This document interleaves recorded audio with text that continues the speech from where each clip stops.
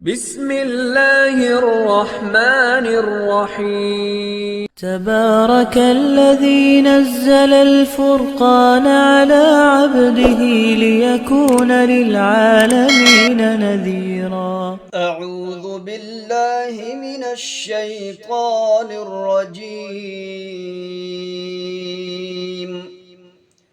إنا نحن نزلنا عليك القرآن تنزيلا فاصبر لحكم ربك ولا تطع منهم آثما أو كفورا واذكر اسم ربك بكرة وأصيلا ومن الليل فاسجد له وسبحه ليلا طويلا إن هؤلاء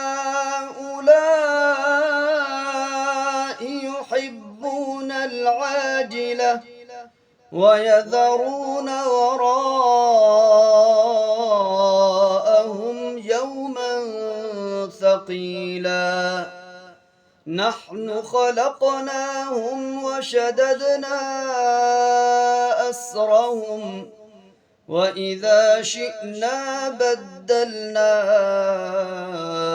أمثالهم تبديلا إن هذه تذكرة فمن شاء اتخذ إلى ربه سبيلا وما تشاءون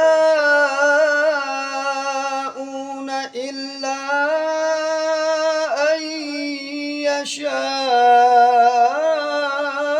الله إن الله كان عليما حكيما يدخل من يشاء في رحمته والظالمين أعد لهم عذابا أليما صدق الله العظيم.